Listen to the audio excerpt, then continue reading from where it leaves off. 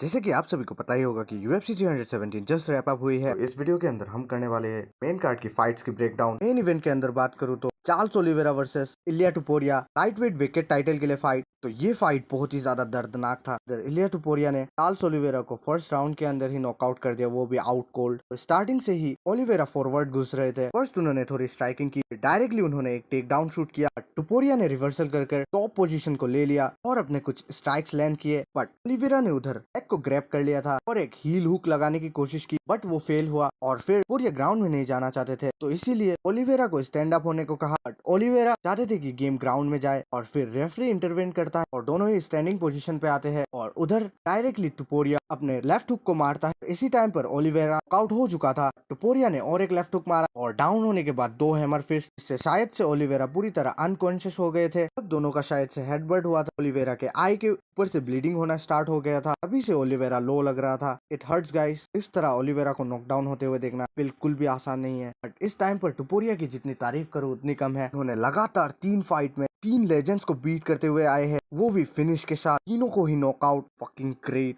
Absolutely एक monster. Main event जो हुई थी फ्लाईवेट टाइटल के लिए, अलेक्जेंडर पेंटोजा वर्सेस काय कारा फ्रांस। तो सॉरी गाइस, इस फाइट को मैं पूरी तरह देख नहीं पाया। पता नहीं क्या हुआ था, सोनी के चैनल पर कुछ ग्लिच हुआ था शायद। वैसे तो मैं फाइट पूरा ही देख रहा था। दोनों फाइटर के नेम इंट्रोडक्शन के बाद पूरी तरह ही चैनल पर एड आने लगा। जब एड खत्म हुआ, थर्ड राउंड पहुंच चुका था। सॉरी गाइस, मैं सिर्फ थर्ड राउंड को ही एक्सप्लेन कर सकता हूँ क्योंकि मैंने बाकी राउंड देखा ही नहीं। थर्ड राउंड स्टार्टिंग होते ही पेंटोजा रश करता है। वो बहुत ही ज्यादा फास्ट था। इधर कायकारा फ्रांसिस काउंटर तो कर रहा था, बट उसके थोड़ी देर बाद ही पेंटोजा टेक डाउन को शूट करता है और थोड़ी देर बाद ही काय के बैक को ग्रैब कर लेता है और फिर उधर बॉडी लॉक को सेटअप करता है। दोनों पैर को वो लॉक कर चुके थे और उसके थोड़ी देर बाद ही वो रेयर नेकेड चोक को सेटअप करता है, जो कि सक्सेसफुली सबमिट कर देता है कायकारा फ्रांसिस को। You know guys, Alexander Pantoja is fucking great. उसे पाउंड फॉर पाउंड लिस्ट में इस फाइट के बाद एटलीस्ट तो उसे 5 के अंदर जगह देनी चाहिए। इतना डिसरेस्पेक्ट कर रहा है उस रैंकिंग्स के नाम पर। He deserve better ranking man. Third fight जो हुई थी फ्लाईवेट बाउट के अंदर, Joshua Van versus Brandon Royval. Simple इस फाइट को बताओ तो ये फाइट एक एब्सोल्युटली वॉर फाइट थी। फाइट के अंदर जोशुआ वैन जीत जाता है by unanimous decision. Clearly power difference और एक्यूरेसी शो हो रहा था। इधर जोशुआ वैन के पास पावर और एक्यूरेसी ज्यादा थी। उनका काउंटर शॉट बहुत ही ज्यादा हार्ड आ रहा था। कुल 3 राउंड तक दोनों ने स्ट्राइकिंग की। ब्रैंडन रॉयवाल ने टेक डाउन शूट करने की कोशिश भी नहीं की। तो फर्स्ट राउंड से ब्रैंडन रॉयवाल अपने डिस्टेंस को मेंटेन रख रहे थे। अपने किक्स और जैब से जोशुआ वैन को दूर रख रहे थे। जोशुआ वैन इस चीज को रीड करते हैं और जब भी ब्रैंडन रॉयवाल क्लोज आ रहे थे, काउंटर शॉट से अपना रिप्लाई दे रहे थे। इधर ये काउंटर शॉट इतना ही इम्पैक्टफुल था कि फर्स्ट राउंड से ही रॉयवाल की नोज ब्लीडिंग होनी स्टार्ट हो जाती है। बट सेकेंड राउंड के अंदर इंसेन विल पावर शो किया रॉयवाल ने। इधर उनको पता होने के बाद भी जोशुआ वैन कितने हार्ड स्ट्राइक्स लैंड करते हैं, फिर भी वो फॉरवर्ड पुश कर प्राउल कर रहे थे। उनका वॉल्यूम सेकेंड राउंड के अंदर बहुत ही ज्यादा था और वो जोशुआ वैन को बैकवर्ड भी पुश कर रहे थे और थोड़े स्लो कर रहे थे। जिधर सेकंड राउंड में जोशुआ वैन को उन्होंने बीट भी करवा दिया था, बट थर्ड राउंड आने तक क्योंकि इतने ज्यादा डैमेज लेने के बाद ब्रैंडन रॉयवाल थोड़े थोड़े स्लो डाउन होने लगे थे और इस टाइम पर हर बार काउंटर पंचे अपने फेस पर ले रहे थे।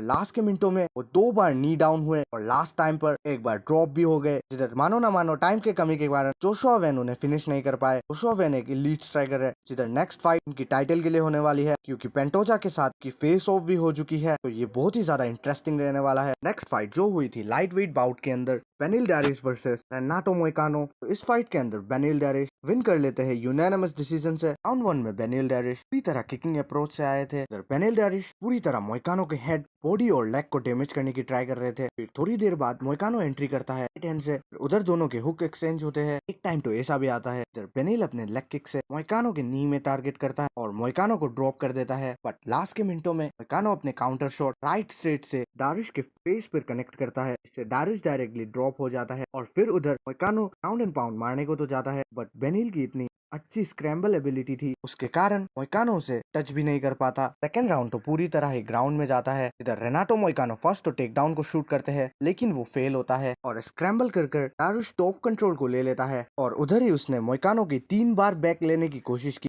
मोइकानो को डिफेंस अच्छा होने के कारण 3 टाइम्स ही उन्हें बैक नहीं मिलता। उधर सेपरेशन होने के टाइम पर नी मारते हैं बॉडी पर, जो कि बहुत ही ज्यादा इम्पैक्टफुल था। उसी के बाद से नाटो मोइकानो का गैस टैंक खाली होने लगा था। फिर और एक बार टेक डाउन करते हैं और ग्राउंड में ले जाते हैं और पंचेस को लैंड करते हैं। इधर ही राउंड 2 खत्म होता है। राउंड 3 में दोनों का ही गैस टैंक पूरी तरह खाली हो चुका था। इधर रेनाटो मोइकानो के पास इतने भी पावर नहीं थी कि वो अपने पंचेस को लैंड कर सके। तो स्टार्टिंग से ही बेनिल डैरिश थोड़े से पुश करते हैं अपने आप को। इधर वो स्ट्राइकिंग के अंदर भी अपने लेफ्ट हैंड राइट हैंड सभी को लगातार लैंड कर रहे थे। फिर लास्टली उन्होंने एक टेक डाउन शूट किया। इधर वो बैक लेने की कोशिश करते हैं बट वो फेल होते हैं और लास्ट के मिनटों में दोनों ही स्टैंडिंग पर होते हैं। इधर मोइकानो उसे पुश तो कर रहे थे केज की ओर बट कोई भी स्ट्राइक्स नहीं लैंड कर रहे थे और एक फेल टेक डाउन शूट किया और गेम यहीं पर एंड होता है। मेन कार्ड की ओपनिंग फाइट हुई थी बैंटमवेट बाउट के अंदर फिलिपे लिमा वर्सेस पैटन टेलबट। इस फाइट को विन कर लेता है पैटन टेलबट बाय यूनानिमस डिसीजन। तो फर्स्ट राउंड से ही फिलिपे लिमा एग्रेसिवली रश कर रहे थे। वो सिर्फ स्ट्राइकिंग में ही एग्रेसिवली रश नहीं कर रहे थे, सेम ग्राउंड पोजीशन लेने के टाइम पर भी वो इतने बिग बिग स्विंग्स कर रहे थे। और दूसरी ओर पैटन टेलबट टेक्निकल थे और अपने बेसिक स्ट्राइकिंग पर डिपेंडेंट थे। इधर उनकी स्ट्रेट पंचेस बार बार लैंड हो रही थी। तो फिर उधर से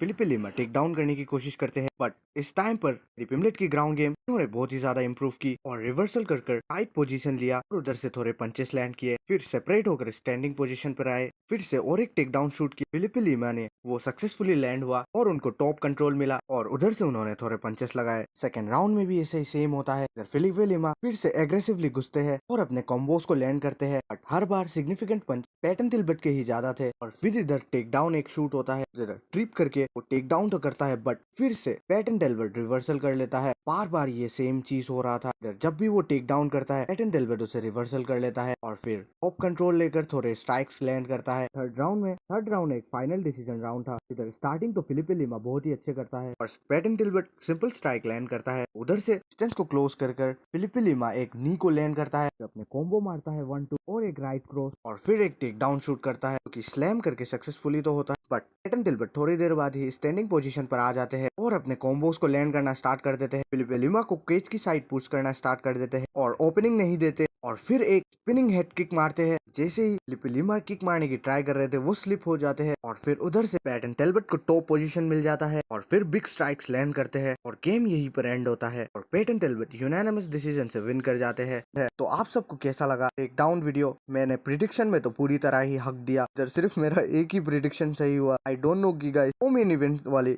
आगे वाली 3 फाइट सभी फेवरेट फाइटर लूज होते हुए दिखाई दिए। इधर सभी ने गलती की। फिलिपे लिमा को इतना एग्रेशन नहीं दिखाना चाहिए था। रेनाटो मोइकानो वाली फाइट बेनिल डैरिश हाई लेवल है, ये मुझे भूलना नहीं चाहिए था। और जोशुआ वेन वर्सेस रॉयवाल वाली फाइट में रॉयवाल को एटलीस्ट ग्राउंड में जाना चाहिए था। But great performance, great card guys. आप सबको कैसा लगा जरूर कमेंट में बताना।